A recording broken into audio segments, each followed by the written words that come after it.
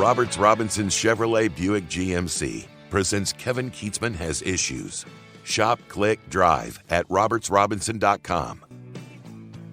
Well, it was just a great start to the week as we spent some time on Monday in Parkville at the National Golf Club with Dr. Bill Bush and his team at Team Smiles for their annual charity golf tournament. And it was a beautiful, glorious day, and a whole bunch of great people were there that ponied up and did what they do every year. Fifth consecutive year they've had this golf tournament. Team Smiles was the creation and invention of Dr. Bush about 16 years ago.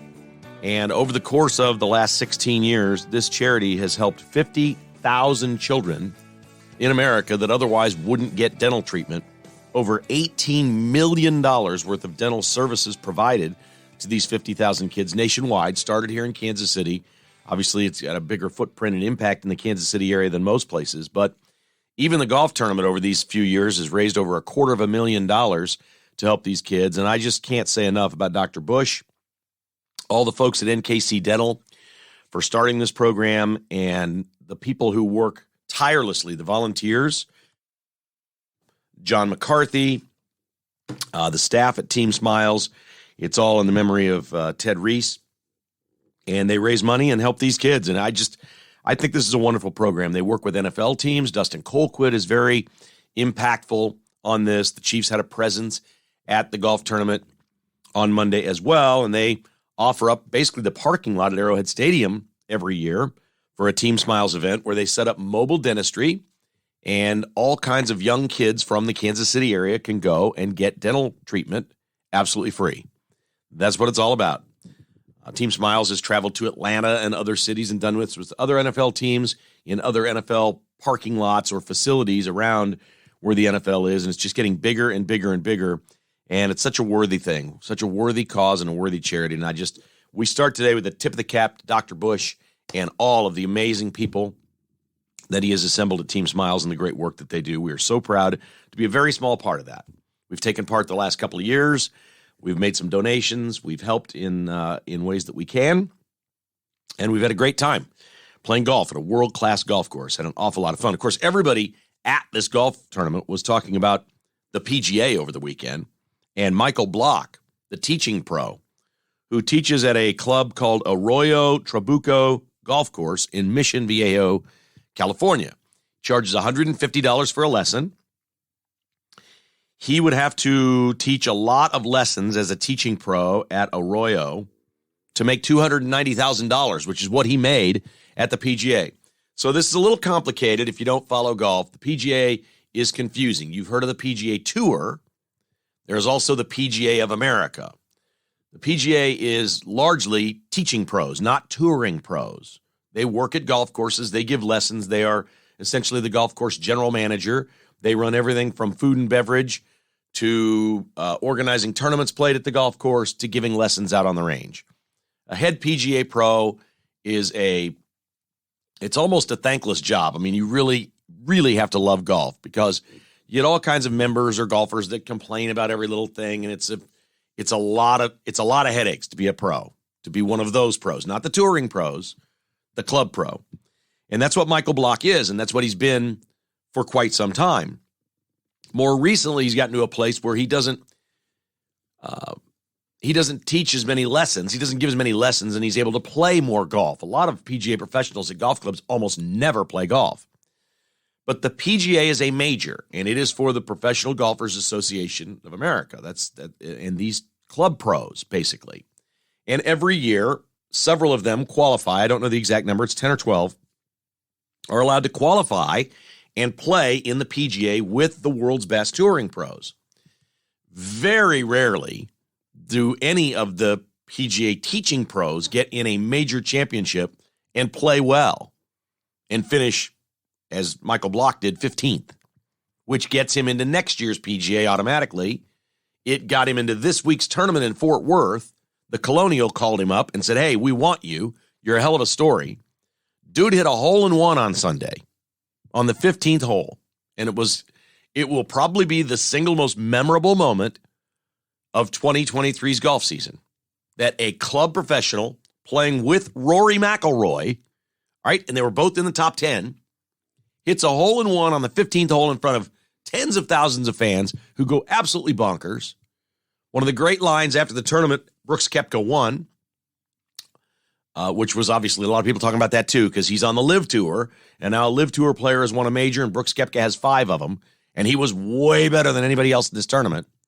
He gets done, and he runs into Michael Block, who they've kind of gotten to know this week, I guess, and as he walks by him, he said, "Hey, I hear you're buying drinks." And they had a good laugh, and it was funny. When you had hole-in-one, you're supposed to buy drinks for everybody. And Michael Block did this, and he's just taken Twitter and Instagram and TikTok by storm. It's absolutely gone viral, and everybody's talking about this club professional that made almost $300,000 in this tournament by finishing 15th, and now he gets to play at Colonial this week and will be a big story. It'll be interesting to see what he wears, what kind of offers he gets from sporting good companies or sponsors this week to wear their logo at the Colonial, and whether or not other tournaments this year will call him and say, "We have an exemption. We'd like you to come play." He's 46 years old. He's clearly playing the best golf of his life, and he's only 3+ years away from the PGA Tour champions, where it certainly looks like if you finished 15th in the PGA, you could compete on the Champions Tour for sure. But this was just an amazing convergence of 2023 technology and the game of golf. Everything went viral. Everything that happened to him was caught on video. They told him the night before that he was going to be paired with Rory McIlroy, and they videoed this, and he just almost emotionally broke down. He couldn't believe that he was paired with Rory McIlroy and was going to play with Rory. Rory couldn't have been better. He gave him a big high five and a hug when he hit the hole-in-one. In fact, Rory was the one who told him it went in. Michael Block didn't know it went in, and Rory's like, "It went in. That's why they're going crazy," and he hugged him, and they had an unbelievably emotional hug at the end of the round. Rory just couldn't have been better with this man. This is what sports is about. And I love doing this podcast because there's always a reminder in goodness. There's a reminder in things that you don't normally see that we are reminded. It's, I like this one Luke Bryan song. Most people are good. I believe most people are good. Most people are good. And we learned that Michael Block is good. And when the light was shined on him in a very bright way for 4 days at the PGA Championship, we learned that not only is Michael Block good, the other players are good people too. They treated him with the utmost respect. They got to know him. He became a thing, and it may fade, and he may not play well at the Colonial this week, and he may not have anything that it takes to go out there on a weekly basis and do something like this. But he was an amazing story this weekend at a truly amazing major championship at Oak Hill, where Brooks Koepka won and was just terrific. And so we loved it.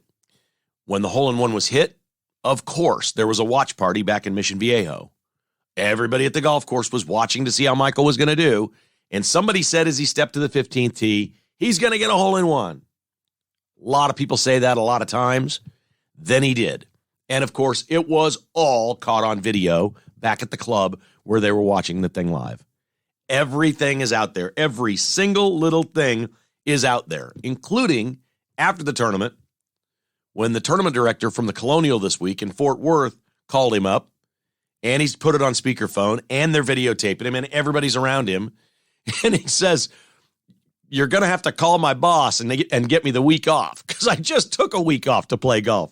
No problem. They're going to allow him from Arroyo Trabuco Club in Mission Viejo to play this week at the Colonial. This is one of the most unbelievable stories. I just love it. And we're reminded why we love sports. Of course, for every great story in sports, there is a sad story, and the Royals are one sad story. There's no doubting that. The Royals, in addition, well, they lost another game on Monday night, extra innings this time. It's just remarkable how good they are at losing. The Royals cut Hunter Dozier. Hunter Dozier is one of the finest young men you'll ever meet. He's a devout Christian. He played with great effort. He checked a lot of boxes on the scouting report. He had size, he had power, he had some ability defensively. There were a lot of reasons why the Royals thought Hunter Dozier was going to be a great player. There were not a lot of reasons to give him the contract they gave him, the 4-year extension a couple of years ago. But they did, and now they've decided Hunter Dozier, they have no plans for Hunter Dozier going forward. They've cut him, and they owe him $15 million still. $15 million to not play. Obviously, this is bad business by the Royals. Obviously, this is when Dayton Moore was the general manager, not J.J. Piccolo. But you're asking yourself the question, is there really any difference? Have the Royals made a change without Dayton Moore? And if they have made a change, is it a change for the worse? Because everything is pointing to this is all a change for the worse. There's very little to look at and say, oh, this is getting better. This player, this thing, this development, we see a sign. It doesn't exist. And there is nothing worse or more frustrating right now than watching Brady Singer pitch, who last year, in the second half of the season, was so good. He was the Royals pitcher of the year, and he made the World Baseball Classic for Team USA. He was thought coming into this season to be a borderline ace, an absolute stud lock of a pitcher, and he can't get anybody out. This is a disastrous season for the Royals taking place right now, an absolute disaster, and the pain cuts deep. There goes Hunter Dozier, and they still owe him $15 million. Good luck with that. The Los Angeles Dodgers made news on Monday. This is really disappointing. We did this story last week. The Dodgers made the proper decision for their Pride Night to not include a group of men who call themselves the Sisters of Perpetual Indulgence. It is a rather comical name for men who dress up as nuns and paint their faces, by the way. This is not just men wearing nun outfits. They look like clowns. They're clearly mocking nuns and Christians. There is little doubt that the Sisters of Perpetual Indulgence are mocking Catholics and mocking nuns. There's no gray area here. There is no gray area. So the Dodgers did the right thing last week and said, we're going to have our Pride Night, but you're not welcome here. It's been pointed out to us by a lot of Christians that you're really mocking who and what they are, and we don't have space for that. And we propped them up right here on this podcast and said, way to go. You're still going to have your Pride Night, but these people doing this thing right here, it's wrong. And anybody that looks at the images and photos of these men dressed as nuns, like clown nuns, mocking nuns, can say that's a good choice by the Dodgers to not include them. Well, after several days of being hammered by the left, just hammered, the Dodgers have caved. On the field, June 16th, will be the Sisters of Perpetual Indulgence. The Dodgers put out a press release and said that this group saves lives. They gave a full apology. The Sisters of Perpetual Indulgence are described as a, quote, charity, protest, and performance group, end quote, of men. I don't know exactly how they're saving lives, but the Dodgers now are taking it a step further. They're going to give the Sisters of Perpetual Indulgence, they're not just going to let them come and have them march on the field or whatever it is that they do. They're going to give them the Community Hero Award. Wow. What a turnaround. In a very, very short period of time. That's a pretty remarkable turnaround. The Dodgers just couldn't take it. Apparently, taking grief from the left is just way harder than taking it from the right. That's all I can figure. Because the Dodgers actually heard people on the right say they're mocking us. And the Dodgers did the right thing. They said, no, we're not going to have anybody out here that mocks or makes fun of somebody. We're not doing that. And then a few days later, they've completely caved. Not just allowing them, but we're going to honor them. We're going to give you a hero award. We're so sorry. Please accept our apology. What is it that the left does that makes people react this way? I don't know, but the Dodgers have done that. Glenn Kuiper is now the former broadcaster for the Oakland A's. Remember a few weeks ago in Kansas City, the A's were here and Kuiper was telling the story about visiting the Negro Leagues Baseball Museum, and he had trouble saying the word Negro. And it sounded like the other N-word. After all this time being suspended, the A's have announced that they have parted ways. It's actually NBC Sports Bay Area have announced they're parting ways with Glenn Kuiper. I mean, you had to think that was coming. Not sure why this took so long. Maybe they ran it through legal or did whatever it is they had to do, but I think we all knew that Glenn Kuiper was going to be out of a job after that one slipped out because it just kind of slipped off his tongue too easily, I think is the best way to describe it. That one you can put to bed. Glenn Kuiper is out. He is out as the A's broadcaster. KKHI is brought to you by Finch Knife Company, online at finchknifeco.com. I get so many emails from you that you love your Finch pocket knife. It's cool. Many of you have purchased several of these, and you either switch them up day to day or you collect them. They're absolute collector's items. You can see them at Scheels. You can also see the entire line online at finchknifeco.com. That's finchknifeco.com. Featuring the new Flint series is a 7.2-inch knife with a 3-inch blade, satin finish, titanium clip. You're going to love the Flint series at finchknifeco.com. If you're a dealer and you'd like to stock these in your store, they'd love to have you. Just log on to finchknifeco.com. You can click an email there, send it to Spencer or Steve, or one of my buddies over at Finch Knife Co. They would love to be in your store.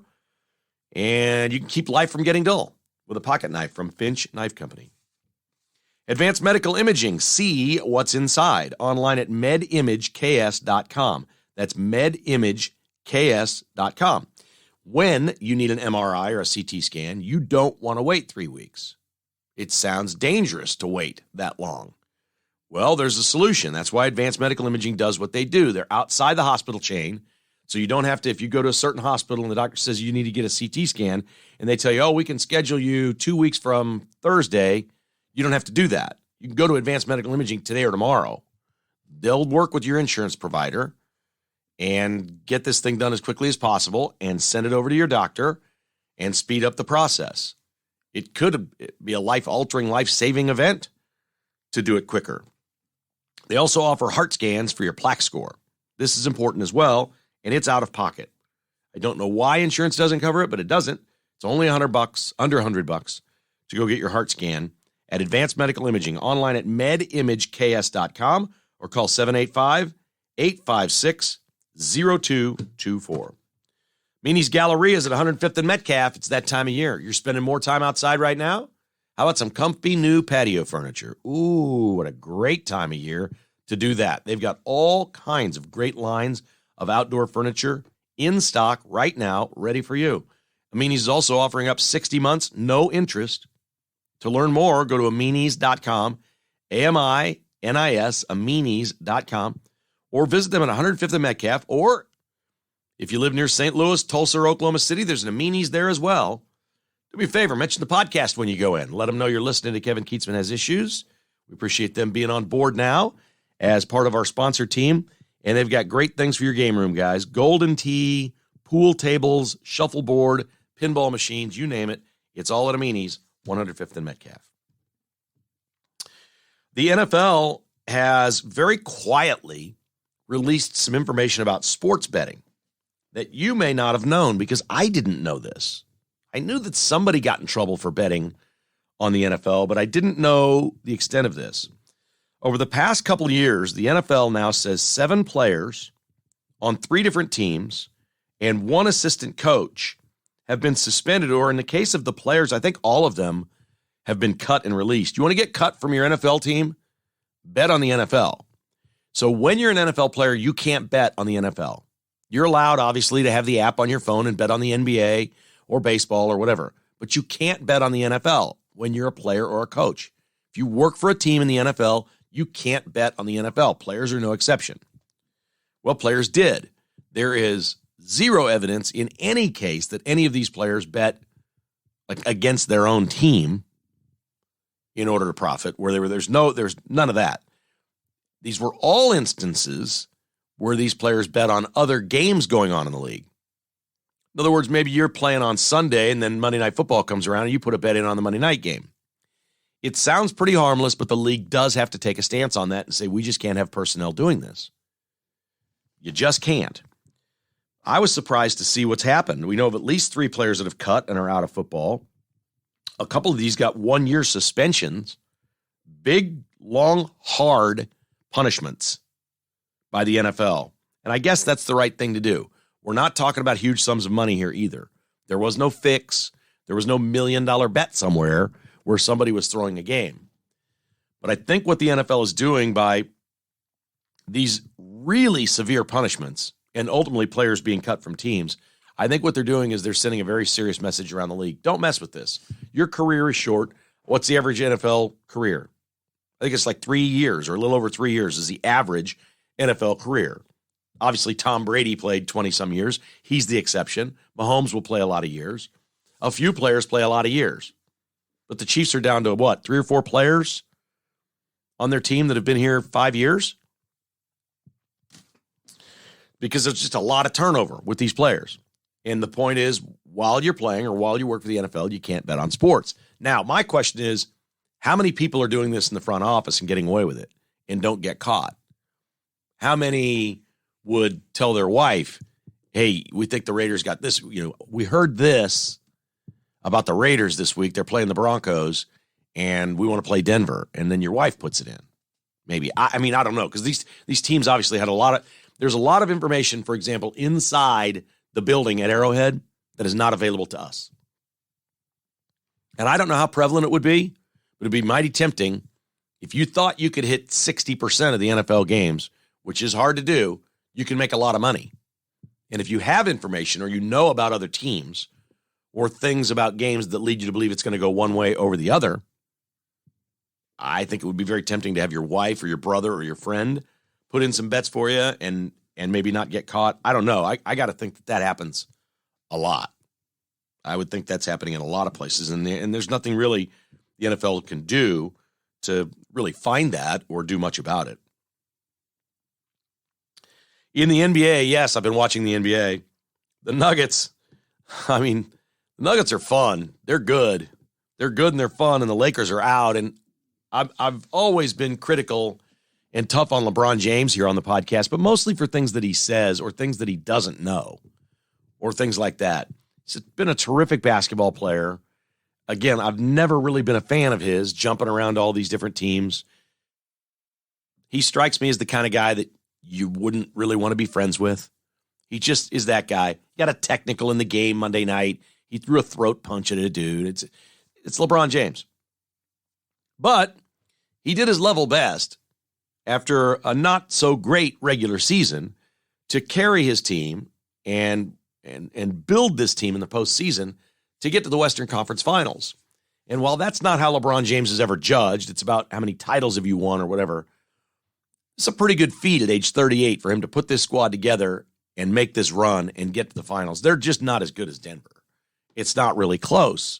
They probably got farther than they should have. Denver's really, really good. Now people are saying you could really see LeBron's age in this series. Well, I didn't hear them saying that as they were moving through the Western Conference playoffs to the Western Conference Finals, but now they're saying you could kind of see it. He looks tired. He looks sore. He's not as clutch. And LeBron James said after the game, he's got a lot to think about this offseason. Like, he's considering retirement. I'm going to go ahead and predict that he does not retire. That this is the kind of guy that if he's going to retire, he's going to announce this is my last year. And he's going to go on a victory lap tour. He definitely strikes me as that guy that would say, and that's what I'll go ahead and predict that. If he's thinking about retirement, as Bill Snyder used to say, if you're thinking about retirement, you're already retired, or you should be retired. If you're in sports and you're thinking about retirement, you should just be out because you don't have what it takes to win anymore. That's probably where LeBron is. I'm going to predict, I don't know a thing, I'm just going to predict that he's the guy that's going to say, I'm playing one more year. And those tickets are going to be valuable, and people want to go see him play one more time, and he'll go all around the league and go to all the places, and it'll be a big deal everywhere he goes. They'll give him gifts, there will be photo opportunities, and he will cherish being in the spotlight.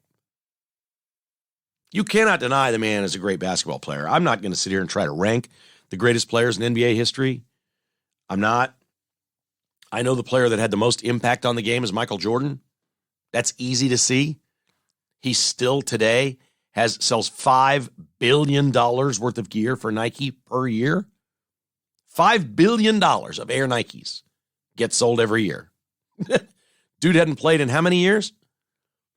He's an owner of a team. He's worth over $2 billion. There's no question Michael Jordan's the most impactful player in NBA history. But there's too many great players, too far back, too many different positions for me to get into some rabbit hole discussion of the best player of all time. My personal opinion would be Michael Jordan's the most impactful basketball player I've ever seen. Just literally changed the league and the sport and culture and all those things. So if that matters, that's where I would go. But LeBron James has been a terrific, terrific player, and I do think he'll play. I got to think he's going to play one more year and see what takes place. All right, on to news. Things going on, brought to you by B-Stock, online at bstock.net. The red tag deal of the week, which is at thekklist.com, is an Apple MacBook Pro 13.3-inch screen, space gray, 2017, completely refurbished, got a warranty. It's at $9.99 right now. If you go to the KK list, every week under Red Tag Special, you click on it, you can see what the item is, and the bidding starts at $9.99 for a MacBook Pro. They just got to get rid of some of this stuff. That's why they do it. It's like giving it away, but it is an auction item, so you can bid on that. They also have some great deals this week, like an LG 86-inch big screen television, $899, comes with free delivery in the Kansas City area. We love that. If you're outside the Kansas City area, they will still deliver to you just for the fuel cost, round trip. Whatever their fuel costs, they'll bring it to you. We gave the example last week of if you bought it in Hays, Kansas, it's 518 miles, round trip, be $98 worth of fuel. And they'll deliver it right to you. They also have appliances at B-Stock, laptops, Apple, you name it, it's all there. Visit them at their warehouse, 14680 South Flaming Road in Olathe, or online at bstock.net. And our friends at Tickets for Less would love to have you purchase something through their great service. We told you the story last week of the dude who sold his tickets to Tickets for Less. If you're holding Taylor Swift and don't want to go, Tickets for Less will pay big money to you for your tickets. It's serious. It's legit now. Ticketsforless.com. When you're purchasing at Tickets for Less, don't forget the promo code KKHI. Chiefs tickets are on sale for every game. This is the time to buy them. The prices are only going to go up as the games get more and more meaningful and we get closer to them. You want to make sure you have great seats for an awesome Chiefs game? This is the way I do it. I'll pick 1 or 2 games a year, and we'll go through Tickets for Less and get the exact seats that we want, and we'll do that for less than it would cost basically to have like season tickets. So it's a great way to go. And you're always going to save 5 to 15% at ticketsforless.com with the promo code KKHI. All right, on to news. Tim Scott is a senator from South Carolina, and he has declared that he's running for president. There's no surprise there. It was basically released on Friday. Then he made the major announcement, I guess, on Monday. I like Tim Scott as a candidate. I think he's good for the Republican Party. I think his message is spot on.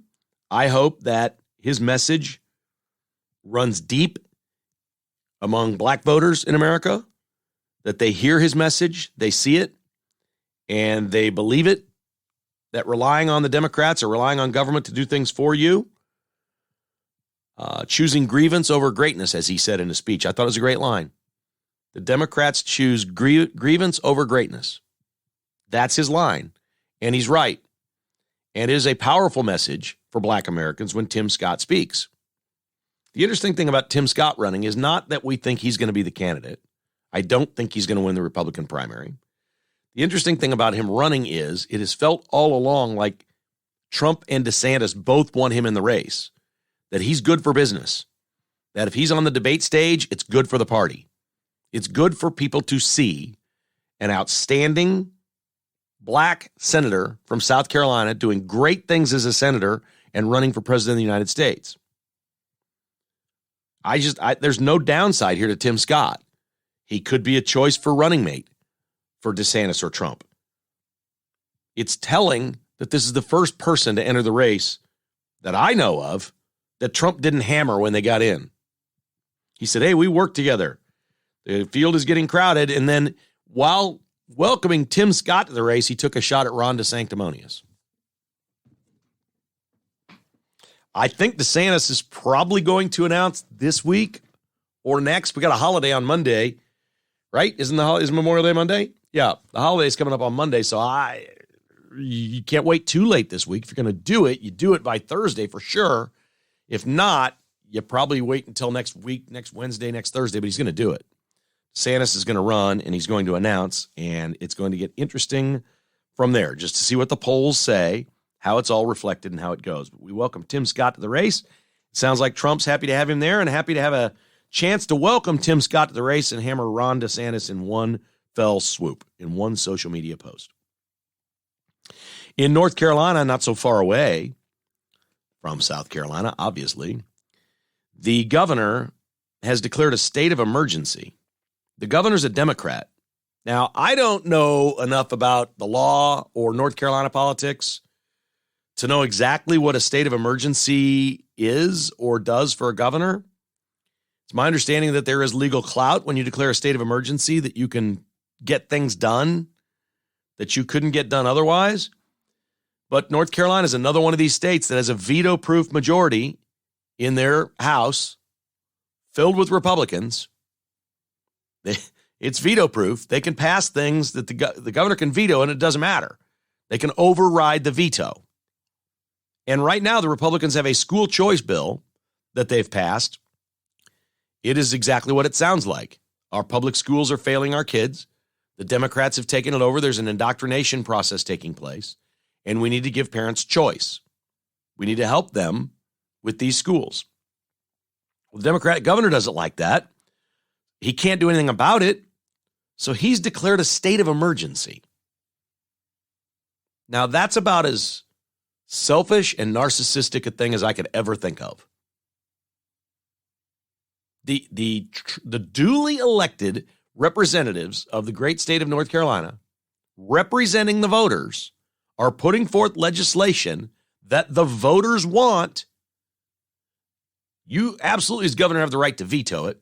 They're going to override you. So you declare a state of emergency? Like, that's a real thing. You sign a real document and you declare a state of emergency in North Carolina because the Republicans have control? I mean, these people on the left just keep coming up with stuff that we've never heard of. Can you imagine? Can you imagine when Trump was president? Oh, I got to declare a state of emergency. Nancy Pelosi's over here doing this.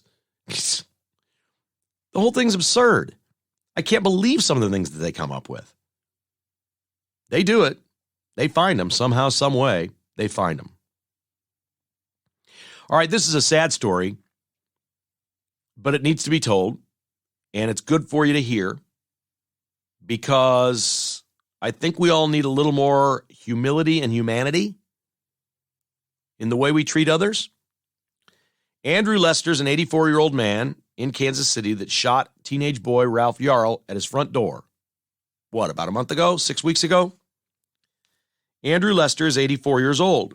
He was awakened at 10-something at night, got to the door, thought Yarl was trying to come in, and shot him. We know what's happened in the aftermath. President Biden, Mayor Q, everybody jumps on board. Andrew Lester's a racist, and he's got to go to jail for life. Life. That's what they want, because I think it's a 20-year sentence. Well, he's 84. He's not living 20 years. He might not live the rest of this year. This story's getting sadder and sadder. Recently, Andrew Lester was due in court. His lawyer went on his behalf, told the judge Andrew cannot be here. His health is failing. What you didn't know is prior to the shooting, Andrew Lester had a heart surgery. He was not of great health, and how that affects your decision-making and things that you're doing is certainly not for me to speak of, but I've seen plenty of 84-year-olds that aren't really with it, aren't completely coherent, and know what they're doing, and I don't see any compassion in this story. I don't see any compassion. I said right from the start, look, if you want to take this man, and he's clearly of not great health, and put him in a facility, fine, but not some sort of federal state prison with other shooters or whatever. This is terrible. So he had this heart surgery. Now listen to this. According to the lawyer, Andrew Lester has lost 40 pounds since the incident. His house has been vandalized. He's been harassed and threatened. His wife had to be moved into a different nursing home outside of Kansas City because people in Kansas City were harassing her. This is sad. These people are in their 80s. They're past their golden years. It doesn't sound like either one of them is of good health. This is the end of their life. They've lived a long, full life and never hurt anyone. We've got a terrible incident. Terrible incident. I can't defend it. It was a bad thing that he did. But it could easily have been what he said, a misunderstanding, a frightening moment. I don't know. Where's the compassion on this man? What is wrong with people going after him? He's already served enough punishment for the crime. He pulling a trigger at a person is pulling a trigger at a person, okay? So that happened. But he basically missed. He grazed an arm. It shouldn't matter. He did shoot at him. It's the same crime whether you shoot him right between the eyes or right on the arm. You've committed the same crime. You're shooting at someone with the intent to kill them. So, I mean, I don't know. This one it seems to me that there needs to be some compassion here. Can you believe the wife had to be moved into a nursing home outside of Kansas City because people were harassing her in a nursing home? It's a bad one. It sounds like he's not going to live long, is what it sounds like. It sounds like this is like a life-ending event. We know when you're 84 and you've lost 40 pounds in 6 weeks, something is really wrong. Something is really wrong. So that's the latest on Andrew Lester. They want the court case to be sealed and not available to the public for privacy. They've petitioned the judge for this. That's what the thing was about. And the judge has not ruled yet whether this is going to be a public or private thing. It needs to be public. This one needs to go away, folks. This is not the one. There's the problems in the world. This was not the one. This was blown way out of proportion for what it was. Oh, here's a fun one from Saturday night. Jessica and I went to the Power and Light District for a concert, a country artist named Billy Currington. He has a song called People Are Crazy, and the line is, God is great, beer is good, and people are crazy. He's got a couple of other great songs. Really good directions, a fantastic song. He's just got some, he's like real country. And the show was good, and he's got a song where he mentions Bud Light in it. And everybody there, it was a sing-along. Everybody knows the song, everybody knows the words. And the first time through, he says Bud Light. Okay. And the second time through, he changes it to Coors Light. The third time through, the entire crowd screams Coors Light. It was so surreal that many people were in tune to the Bud Light controversy, and the man changed the words in the middle of the song, and everybody shouted Coors Light in the middle of the song. This is one of those really interesting phenomena that took place with this Bud Light story. Truly amazing. But Billy Currington got quite a reaction to that. I thought you would enjoy knowing that that's out there. I shot some videos. I may have caught that on video. I may not have. I don't really remember. There's several songs, and I always over video concerts because the audio quality is never very good. I always forget that, but I'm like, hey, this is pretty cool. And then the next day I wind up deleting like 20 videos out of my phone. Like, I can't have all this stuff in here. And the audio just isn't as good. It's not an ideal reflection of what the concert sounded like. That's what bothers me most. It's not the video I'm shooting. It's the audio quality. You're like, well, he doesn't sound as good. Well, no, he doesn't sound as good. I'm 100 yards away and an iPhone's picking it up as ambient sound. No, he doesn't sound as good as when you were hearing it through the amps at Power and Light. Billy Currington changing the words to his song. KKHI is brought to you by Fry Orthodontics, online at fryorthodontics.com. 13 locations. Get your smile for life, where Invisalign and braces are the same price at fryorthodontics.com. Tim Cross over at Cross Kitchens. We had a great day on Saturday at the Wyandotte County Fairgrounds at the Friends in Service of Heroes event. Tim was there. His family was there. They're awesome people. We had a really nice day. If you'd like to meet Tim and maybe consider having him do some new countertops or flooring or a complete remodel of your kitchen or bathroom or man cave, log on to crosskitchenskc.com or call Tim at 816-898-7047. Jocelyn's Jewelry, 95th and Antioch, online at joslynsjewelry.com. That's the jewelry you recommend to your friends and family. And Great Life Golf. Right now, they're offering discounts at some of their individual courses. So if you want to play golf, some of you have emailed me and said, I don't play enough golf to join a Great Life club. I get that. You like to play 1, 2, 3 times a year, something like that. So if you're that person, log on to Great Life Golf and check out some of their courses around Kansas City that they have that are daily fee courses that you can just go play. Ask them about KKHI discounts, up to 20% off your green fee price if you mention the podcast at one of the individual courses where they take daily play. So give them a call. Check them out online. There's a course near you. If you want to play 1 round of golf this year or 2 rounds of golf this year, make it a Great Life course. Online at greatlifegolf.com, greatlifekc.com. Our final is from the world of baseball. And I don't know how to categorize this other than it's sad, funny, weird, unique all at once. I mean, you're not going to be in mourning over this. This isn't as sad as the Andrew Lester story and what he's going through and his wife.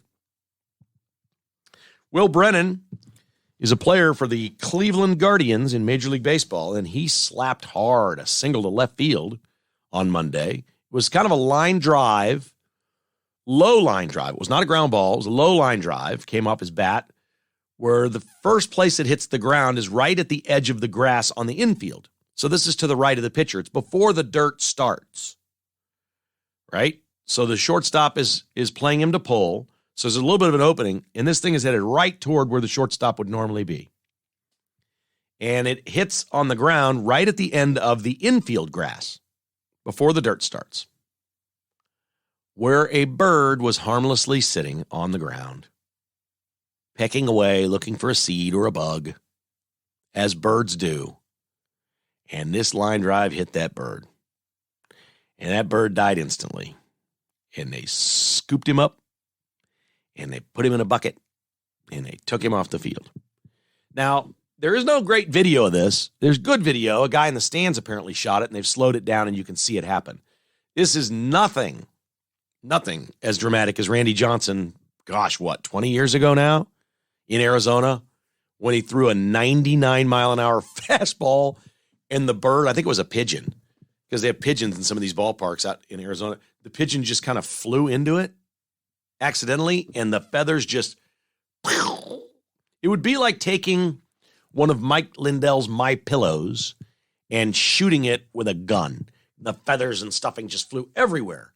And Randy Johnson did. That's one of the most famous videos there is. You can Google that one if you've never seen it. Just Google Randy Johnson kills bird. It's an unbelievable video. This one, it's sad. We feel bad for the bird. Feel bad for him. Will Brennan looked like he was pretty shaken up. He took his helmet off at first base and he's like, oh man, you'd feel bad. I don't want to hurt a bird. Really? But boy, he smoked that line drive, and that bird was in the wrong place at the wrong time. Our final here at KKHI. 28,000 of you strong. Thank you so much. Several people at the golf tournament yesterday say, hey, I'll hit that like, follow, or subscribe button. So I had a dude walk up to me yesterday and say, Kevin, I love your podcast, but I disagree with your politics. I said, well, thank you, sir, very much. I really appreciate that and respect you for that. No problem. And I don't know, like today, I think even a Democrat could listen to today's podcast and say, okay, I disagree with them. I think the nuns should be on the field, right? Or whatever. But you could listen to this and go, okay, we can disagree on these things, but we are a rational discussion. Did a lot of sports in this one, so I appreciated that. I always thought most liberals won't hit the play button or listen to this, and I don't think there are very many. But this guy was genuine. He was really nice. He goes, I like your podcast. I just don't like your politics. So if you watch the headlines of the podcast, it's always in order of what the stories are. So I've had some people say, I really like your sports, but it's too much news, or the other way around. I say, well, look at the headline, and if sports is up first, just hit play. That's the topics you're getting. And if you don't want the news part, the sports part will end, and you can be gone and whatever. It's all good. There's a little bit of something for everybody here, man. Sports, politics, and life. We call it Kevin Keatsman Has Issues.